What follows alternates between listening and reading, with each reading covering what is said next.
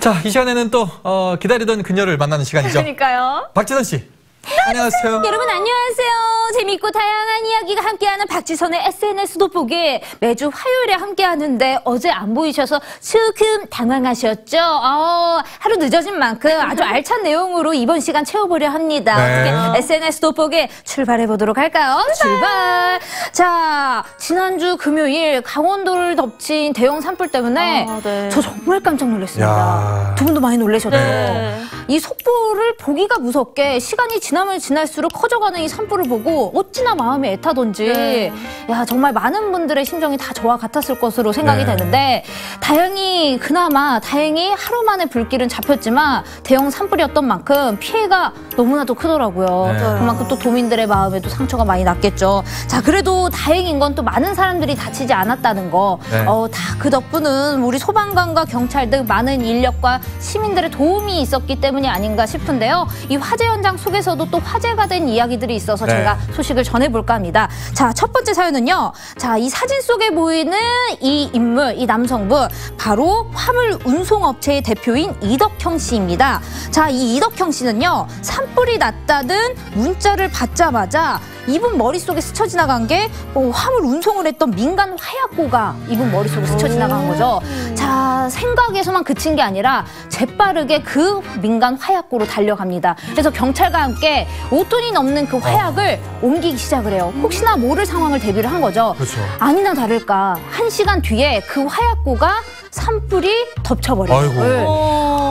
이 이덕형 씨의 기지로 인해서 정말 큰 피해를 막을 수 있었던 건데 생각만 해도 너무 끔찍하지 않나요? 화약을 옮기지 않고 그 화약고가 불이 옮겨졌더라면 5톤이라면서요? 5톤이죠. 상상만 해도 끔찍한 참사로 이어질 수 있었던 걸 이 이덕형 씨의 기지로 막을 수 있었습니다. 네. 정말 너무나도 그의 용기와 기지에 박수를 보내고 싶습니다. 자, 그리고 인터넷 커뮤니티에서도요. 피해 이재민을 돕기 위한 온정의 손길이 이어지고 있습니다. 인터넷 카페 소울 드레서나 이 젠틀제인 카페를 시작으로 중소규모의 카페의 기부가 이어지면서 지금까지 모인 금액이 무려 10억 원이 넘는다고요. 아이돌 팬카페에서도 계속해서 이 기부에 동참하고 있다고 하는데 이렇게 따뜻한 마음들이 모인다면 굉장히 또 많은 힘이 되지 않을까 싶네요. 네. 우리도 어떻게 기부에 동참해보는 거 어떨까요? 많은 분들도 이 따뜻한 마음에 조금 도움 주시면 좋을 것 같습니다. 자, 그리고 마지막으로요. 관할 지역으로 복귀하는 소방관들에게 보낸 고속도로 전광판 메시지가 화제가 됐는데요. 이 사진 보셨을 수도 있을 거예요. 자, 이번 화재에 전국의 이 소방 인력들이 강원도로 투입이 됐습니다. 네. 그 자체만으로도 또 크게 이슈가 됐었는데 그 소방 인력들 본인의 임무를 다 마치고 자신의 지역으로 돌아가고 있는데 고속도로 순찰팀인 이현창 씨가 야간 근무를 하다가 그 모습을 본 거죠. 복귀하는 소방차들을 보고 이 전광판에다가 소방관님들 고생 많으셨습니다라는 메시지를 띄운 겁니다. 자, 이 사진이 크게 SNS에 화제가 되면서 많은 누리꾼들의 칭찬이 이어졌는데요. 진짜 뭔가 작은 센스지만 집으로 돌아가는 소방관님들 이 전광판 메시지 보고 어떻게 조금 더 보람차지 않았을까 싶어요. 피부가 싹 날아갔을 거예요. 그러니까요. 제가 전하고 싶었던 말 이렇게 전광판에 크게 띄워주셨다니 제가 더 감사할 따름입니다. 우리 소방관님들 정말 대단하시고 우리 이현찬 씨의 센스도 정말 100점, 1000점, 만점, 억점이었습니다. 멋있습니다. 자, 지금 피해 복구가 한창인데요. 하루빨리 복구돼서 주민들이 삶의 터전을 되찾았으면 하는 바람입니다. 많은 분들 또 피해 입으신 분들 용기 잃지 마시고 힘내시고 어서 빨리 좀 기다리셨으면 좋겠습니다. 자, 그리고 다음 소식입니다. 베트남에서 고장난 자전거가요. 505만 원에 낙찰되면서 SNS에서 크게 화제가 됐습니다. 왜요? 저게? 그쵸? 궁금하시죠? 네. 아니 고장난 자전거가 어떻게 그렇게 큰 금액으로 낙찰받을 수 있었을까요? 바로 이 자전거에 얽힌 사연이 있기 때문입니다. 이 자전거의 주인은요. 13살인 찌엔이라는 아이입니다. 찌엔. 자, 이 찌엔은요. 자신의 동생이 병원에 입원을 했다는 소식을 듣고 이 고장난 자전거를 타고 집을 무작정 나서는 거죠. 동생을 보러 가기 위해.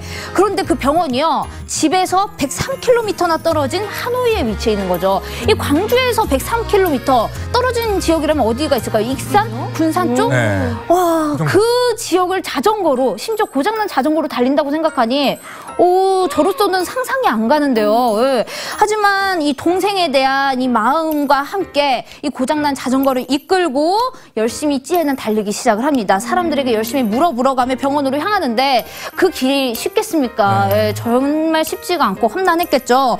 브레이크가 고장나서 또 경사로에서는 아이고. 슬리퍼로 속도를 조절을 해갔대요. 아이고. 그러다 보니까 이 찌엔이 신은 이 슬리퍼는요, 이 밑창이 이렇게나 달아버렸어요. 네. 그 경사로를 계속 이 슬리퍼로 속도를 제어했기 때문에 뭔가 뭉클해지죠. 자, 심지어 또 아무것도 못 먹고 계속해서 달리는 이 찌엔은 탈수 증세까지 아이고. 오는 거죠. 그래서 이 찌엔이 쓰러지기까지 하는데 한 시민이 이 아이를 발견을 하고 가족이 있는 병원으로 또 데려다주고, 또 많은 베트남의 네티즌들은 이 찌엔의 소식을 듣고 너무 감동을 받아서 이 자전거와 이 슬리퍼를 경매에 붙여서 500만 원대에 이렇게 낙찰을 받게 된 거죠. 심지어 또 이 사연을 들은 사람들이 열심히 또 후원도 이렇게 이어나가고 있다고 합니다. 동생을 사랑하는 마음이 많은 시민들이 이렇게 가슴을 울렸던 것 같아요. 저로서는 동생과 함께 항상 싸우기만 하는데 처음에는 충격적이었어요. 동생을 위해서 동생 있는 병원을 자전거를 타고 간다?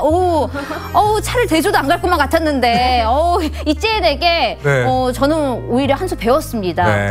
많이 배우셔야 될 것 같아요. 그러게 말이에요. 아무튼가 동생을 사랑하는 이 찌엔의 마음 굉장히 뭉클하고 감동스럽습니다. 우리 찌엔 건강하니 무럭무럭 잘 크려. 자, 그리고 다음 소식입니다. 최근 각종 커뮤니티를 뜨겁게 달군 한 사진이 있는데 그 사진에 달린 댓글을 살펴보니 이거 실화? 부산 광안리에 핵 인싸가 떴다. 아니, 부산 광안리에 무슨 일이 있었던 거죠? 자, 그 화제의 사진 보시죠. 뭐죠? 바로 부산 광안리에 등장한 알파카입니다. 동물 알파카 아시죠? 동물 알파카 같은 경우는 우리가 흔히 볼 수 있는 동물이 아니에요. 뭔가 TV에서나 책에서나 이렇게 조금 접할 수 있는 동물인데 그 동물이 부산 광안리에 떴다 하니 이렇게 크게 이슈가 될 수밖에요.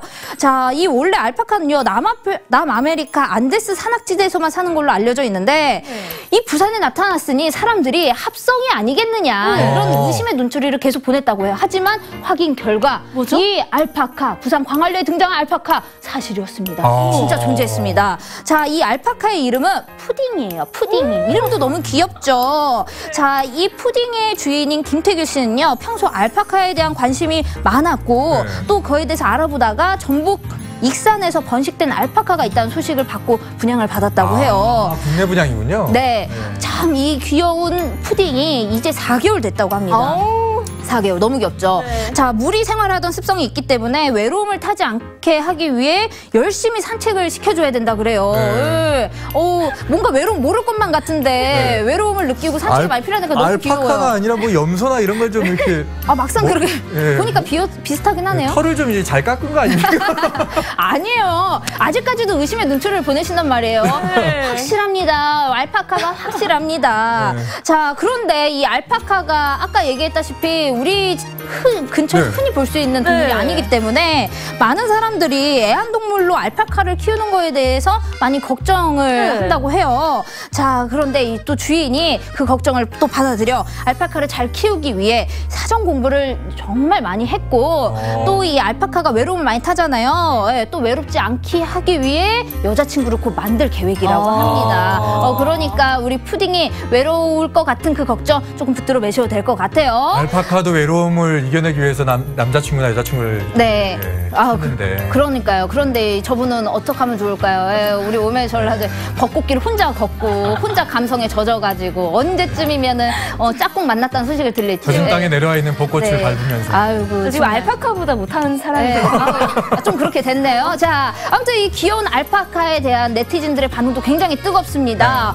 알파카가 왜 광안리에서 나와? 이 놀라움을 금치 못하는 댓글. 푸딩이 부산에 갈 이유가 늘었다. 푸딩이를 보기 위해서 부산 여행까지 계획하고 있으신 분, 귀여운 손뭉치 푸딩, 이건 지구를 부시는 귀여움이야. 푸딩님 실물 영접하고 싶어요. 스케줄 좀 알려주세요.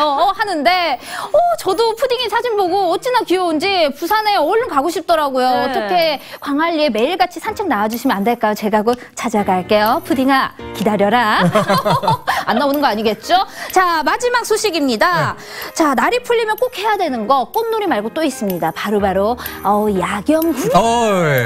야경 꼭 봐줘야죠. 지난주에 이렇게 저희 다녀왔습니다. 다녀오셨어요. 네. 어디 다녀오셨나요? 무등산 전망대. 야, 진짜 무등산 전망대는 빼놓을 수가 없죠. 차로 쓱 올라갈 수 있습니다. 맞죠. 제가 제가 소개하려고 그랬는데 딱 얘기를 하시네. 그래요? 제가 이 꽃놀이와 함께 또 야경까지 즐길 수 있도록 야경 명소를 가지고 네. 왔습니다. 자, 첫 번째. 좋으시군요. 사실 무등산 전망대는요, 너무나도 유명하죠. 광주 사람이라면 모를 리가 없습니다. 저만 해도 여러 번 갔었는데 갈 때마다 어찌나 멋있던지 진짜 마음이 황홀해져요. 심지어 사진 찍는 족족 인생샷 딱딱 그렇죠, 건지잖아요. 그렇죠. 네. 진짜 이 무등산 전망대 빼놓을 수 없는 광주 야경 명소가 아닌가 싶습니다. 네. 자, 그런데 무등산까지 가기 힘들다. 그러면 사직 전망대는 또 어떠신가요? 자, 두 번째 야경 하프는 사직 전망대인데 특히나 이곳은 SNS에서 굉장히 유명한 곳입니다. SNS에서 유명하다는 건 그만큼 또 젊은이들이 많이 찾고 있다라는 거죠. 그만큼 또 이유가 있는 거예요. 사진이 잘 나오고 그 멋진 광주의 야경을 가까운 곳에서 또 즐길 수 있고 심지어 양림동 하면은 펭귄 마을이며 그렇죠, 근대 그렇죠. 문화 역사 마을 같이 두루두루 즐길 수 있는 맞아요. 거리들이 굉장히 많기 때문에 이 사직 전망대가 SNS에서 크게 떠오르고 있다는 점. 자, 그런데 불구하고 이 두 곳 말고 다른 곳 없어요 하신 분들을 위해 네. 두 군데 더 준비했습니다. 어디죠? 바로 조선대 아. 사범대학입니다. 네, 조선대 사범대학. 여기 같은 경우는요, 시민들이 많이 찾아올 정도로 굉장히 유명해요. 거기 괜찮습니다. 네. 한쪽에는 또 연인들이 자물쇠를 또 채워둘 정도로 연인들의 명소기도 하다고 하네요. 네. 우리 민지 씨는 정말 못 가겠네요. 제가 열쇠 사드릴게요. 혼자 끼시든가요. 네. 진짜 너무나도 이렇게 또 멋진 모습을 갖고 있기 때문에 연인들이 함께 가면 굉장히 로맨틱하고 감성에 적기 좋은 야경 명소입니다. 저기 또 테이블이 있어가지고요. 네. 간단한 음식. 맞아요. 정말 좋죠. 예. 정말 좋죠. 그런데 저는 이번 봄에 가볼 야경 명소는 이곳으로 찜했습니다. 어디요? 원당산? 바로 원당산 공원에 있는 전망대인데요. 이 전망대는요, 굉장히 높아서요, 광주 도심이 한눈에 쫙 펼쳐진다고 합니다. 그런데 또 여기서 포인트는요, 쫙 펼쳐지는 광주 도심과 함께 노을이 질 때 그 모습이 진짜 마음속 깊이 감탄을 이렇게 자아낸다 그래요. 원당산 전망대가 수안지구에 있는 맞습니다. 예, 그쪽입니다. 예. 와, 너무 멋있다고 하니까요. 뭔가 노을 질 때 딱 가셔서 노을도 바라보고 감성에 젖어서 야경까지 보고 나면은 왠지 그날 하루 굉장히 벅찬 마음으로 잠에 드시며 좋은 꿈 꾸실 수 있을 것 같아요. 그래서 저는 이번에는 꼭 이곳으로 가보려고요. 많은 분들 제가 굉장히 명소 이렇게 꿀 정보 알려드렸잖아요. 그러니까 꽃놀이 하시고 저녁에는 이렇게 또 시원한 바람 맞으며 야경 구경 해보시면 좋을 것 같습니다. 네. 자, 아쉽지만 이 야경 명소 소개 함께 SNS 돋보기 마무리할 시간이에요. 저는 또 알찬 소식과 함께 다음 주 화요일에 다시 돌아오도록 하겠습니다. 여러분, 다음 주 화요일에 만나요. 안녕.